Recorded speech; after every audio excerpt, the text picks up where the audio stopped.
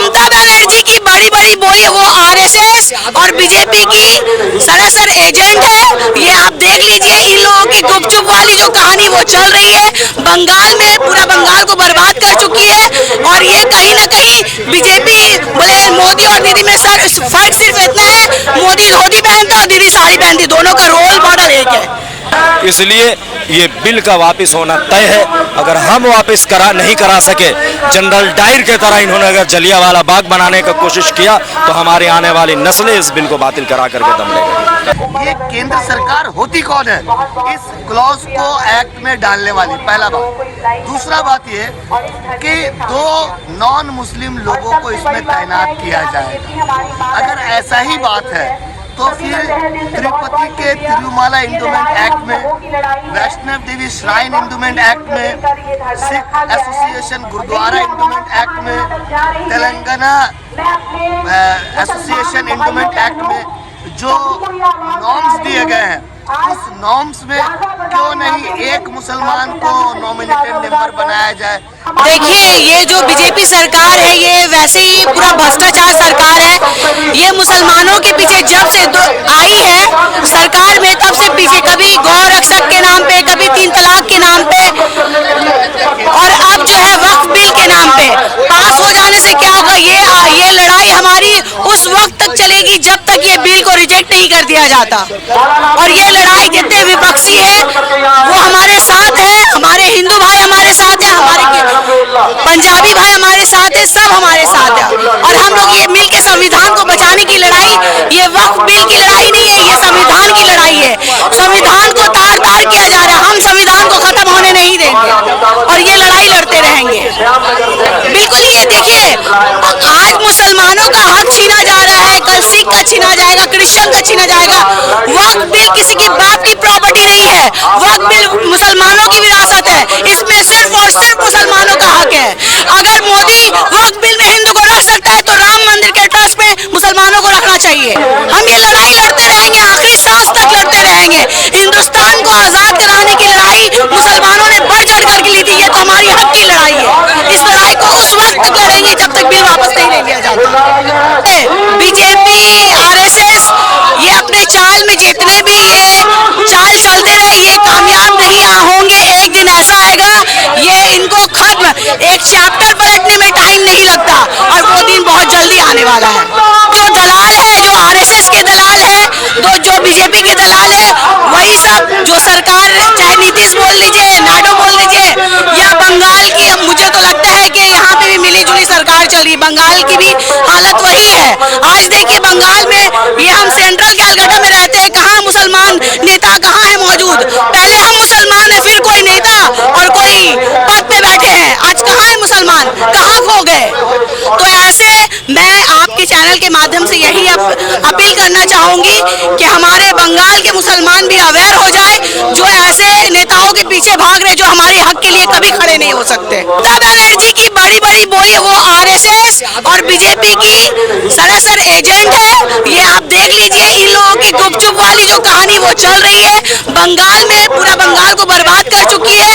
और ये कहीं ना कहीं बीजेपी बोले मोदी और दीदी में फर्क सिर्फ इतना है, मोदी धोती पहनता और दीदी साड़ी पहनती, दोनों का रोल मॉडल एक है। अब दलाल है भाई मेरे, ये दलाली का काम कर रहे हैं बीजेपी के साथ मिलके, पूरे हिंदुस्तान को, संविधान को बर्बाद करने का काम यही लोग कर रहे हैं। लेकिन हिंदुस्तान के आवाम जाग चुके हैं, ये लड़ाई हम लड़ते रहेंगे और जब तक ये बिल को रिजेक्ट नहीं कर दिया जाता तब तक ये आंदोलन चलती रहेगी हमारी। बहुत बहुत शुक्रिया। अमेंडमेंट के बाद भी इस देश के अंदर एग्जाम्पल मौजूद है, हमारे सिख कम्युनिटी के लोग मौजूद है यहाँ पे। अमेंडमेंट के बाद भी बिल को बनने के बाद भी उन्होंने बिल वापस करवाया है। हम उनसे भी बड़ा आंदोलन करेंगे और हमारे साथ देश के सभी कम्युनिटी के लोग हैं। इसलिए ये बिल का वापस होना तय है।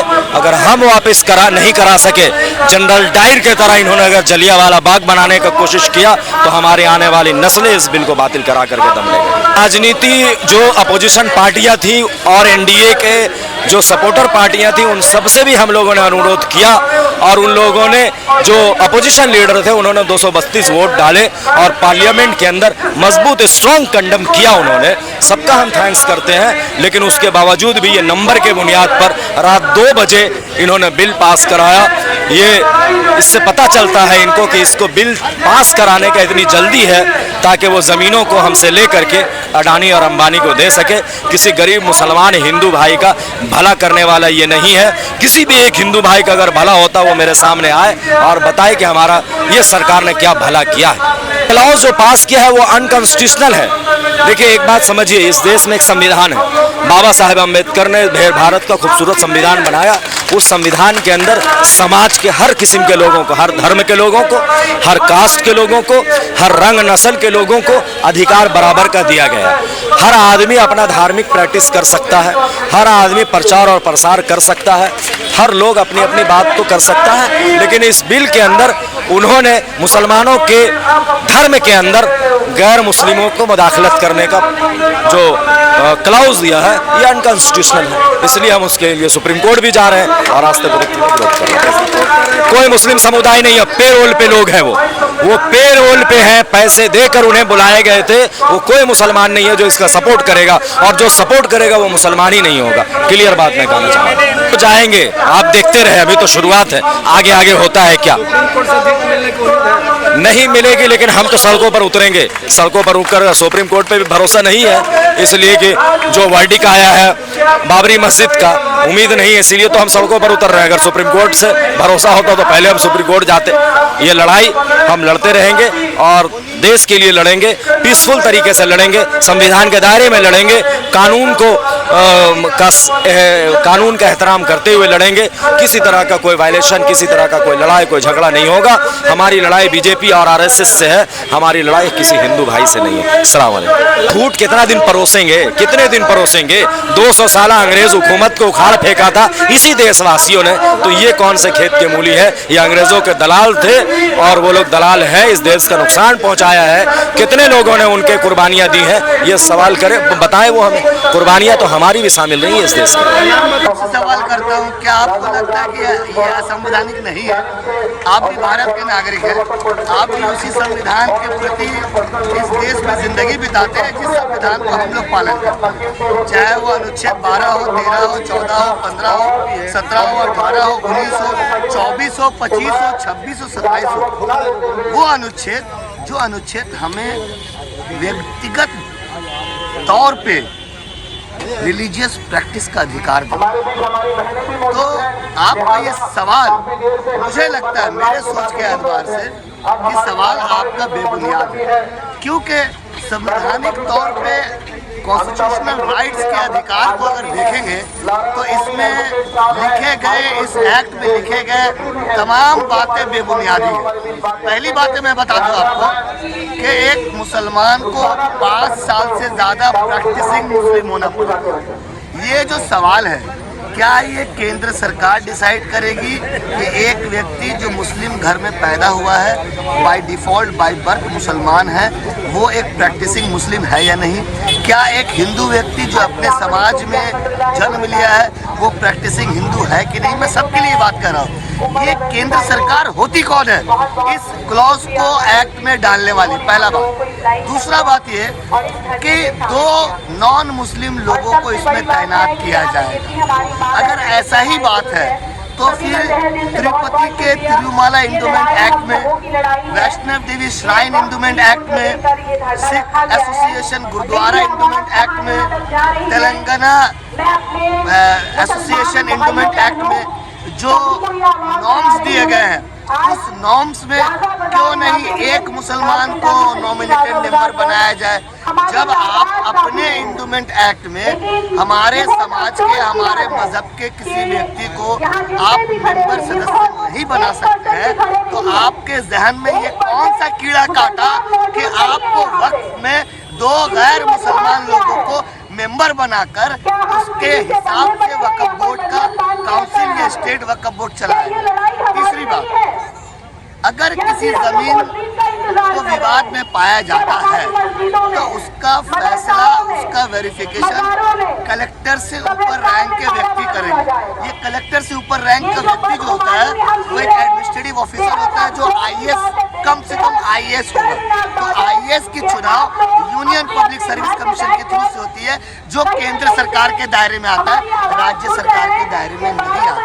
ये तीसरा इम्पोर्टेंट पॉइंट। और चौथा इंपॉर्टेंट पॉइंट मैं एक इंफॉर्मेशन बता दूं कि हाल ही में तिरुपति तिरुमाला एंडोमेंट एक्ट के जो ऑफिस बेयरर है उसमें कई मुसलमान नौकरी करते थे, लेकिन आंध्र प्रदेश तेलंगाना सरकार ने उन मुसलमान एम्प्लॉय को एक मेमोरेंडम दिया कि आप किसी और डिपार्टमेंट में खुद से तबादला ले लें या वॉलंटरी रिटायरमेंट करें। इस एंडोमेंट टेम्पल एक्ट में आपकी जरूरत नहीं है। तो जब जरूरत नहीं है तो आपकी जरूरत हमारे एक्ट में क्यों है? इसका जवाब केंद्र सरकार दे।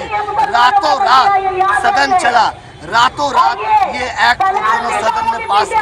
ऐसा आजाद भारत में कभी नहीं हुआ। जब देश में नोटबंदी आई, नोटबंदी की शक्ल में कच्चे पैसों का लेन देन हुआ और उस कच्चे पैसे से केंद्र सरकार ने उस साल के बाद जितने भी चुनाव हुए उसमें एमपी एमएलए को खरीदा गया। क्यों खरीदा गया? क्योंकि आप पक्के पैसे से एमपी एमएलए खरीद नहीं सकते। तो ये जो राज है ये फांस न हो जाए, इन तमाम चीजों को बंद करने के लिए एक कमरे में ये एक्ट लाया गया ताकि मुसलमानों के पास जो 9.5 लाख एकड़ जमीन है, जिससे मुसलमान अपने कौम की भलाई के लिए, उसकी तालीम के लिए, उसके यतीम बच्चों की पढ़ाई लिखाई के लिए, उसकी परवरिश के लिए, ये आने वाले दिनों में कॉलेज अस्पताल के बुनियाद के लिए जो कदम बढ़ाए उसको रोक सके ताकि मुसलमान रास्ते में आ जाए, सड़क पे आ जाए और उसे सेकंड क्लास सिटीजन का वैल्यू दिया जाए। ममता बनर्जी बोल रहे कि उनकी सरकार आने के बाद वो फिर से बिल को पलट देगी। देखिए, ममता बनर्जी राज्य के मुख्यमंत्री है, उन्होंने जो बयान दिया है कहीं न कहीं मुझे लगता है कि अगर सुप्रीम कोर्ट अपने संवैधानिक दायरे में रहकर इस बिल पर किसी भी तरह का स्टे नहीं लगाती है तो मैं ये दावे के साथ कह सकता हूँ कि आज तो बीजेपी की सरकार है, उसकी गठबंधन की सरकार है, लेकिन जब भी ये सरकार का तख्त पटला आप देख लीजिएगा, जो भी नई सरकार आएगी इस तरीके के जितने गैर संवैधानिक बिल है उसको नस्तोनाबूद कर देगी।